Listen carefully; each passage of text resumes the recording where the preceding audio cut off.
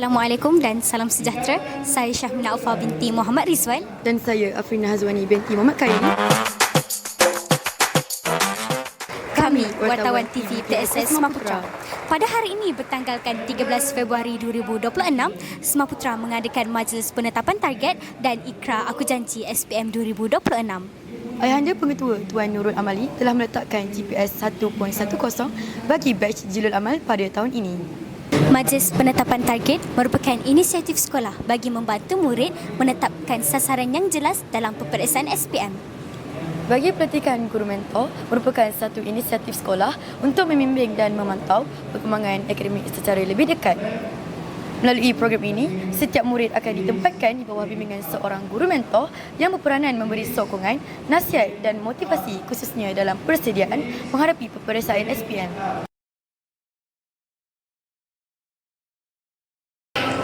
Bersama dengan saya, Ayahanda Tuan Nurul Amali, Pengetua SMK Agama Putrajaya.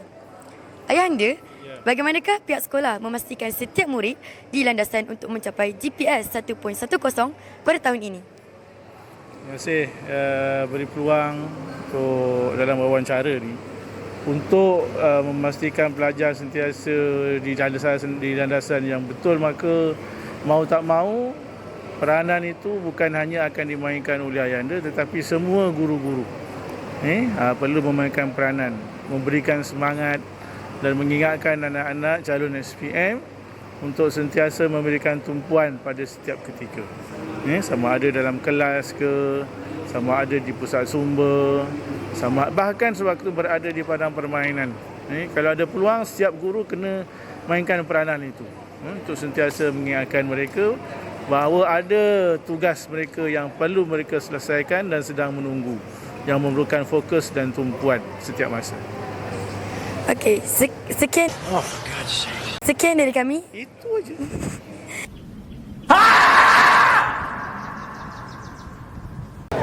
Bersama dengan saya ketika ini ialah Ustazah Tuan Zaitun, Kaunselor SMK Agama Putrajaya. Ustazah, pada pandangan Ustazah, bagaimanakah cara yang terbaik untuk membantu murid untuk mencapai target SPM mereka? Okey, terima kasih atas soalan tu. Okey, untuk semua anak-anak ya di Semaputra, gabungan matlamat yang jelas itu sangat penting ya. Gabungan matlamat itu sangat penting. Matlamat mesti jelas apa yang awak nak capai. Okey, kalau nak capai straight A+, apa usaha yang perlu dibuat. Okey, dan juga kena ada disiplin yang sangat tinggi. Okey, biasanya anak-anak yang berdisiplin ini dia akan capai apa yang diusahakan, apa yang diinginkan ya. Ini kita boleh lihatlah pada anak-anak yang lepas ya, batch yang lepas, anak-anak yang cukup disiplinnya, alhamdulillah dia mencapai kejayaan.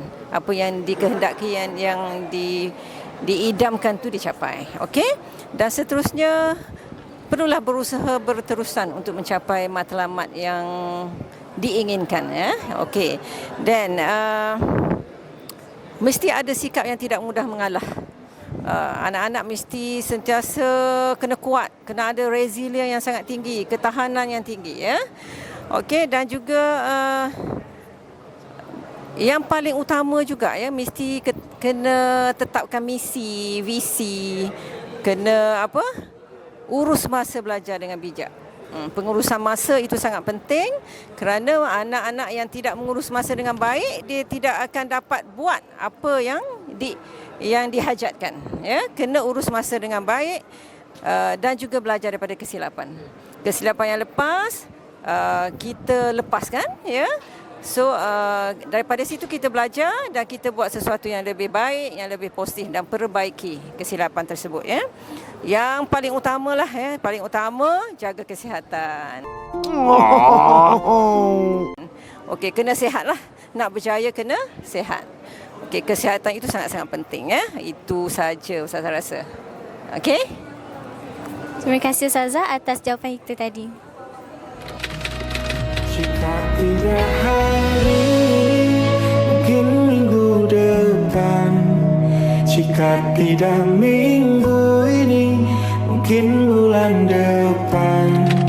Jika tidak bulan ini, mungkin tahun depan segala harapan kan datang yang kita impikan.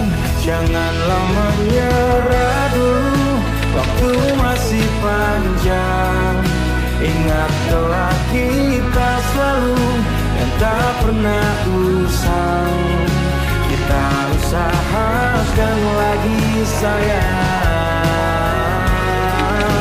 Kita usahakan lagi sayang.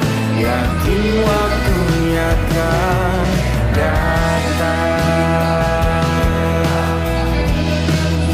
Kita usahakan lagi sayang. Yakin waktunya akan datang.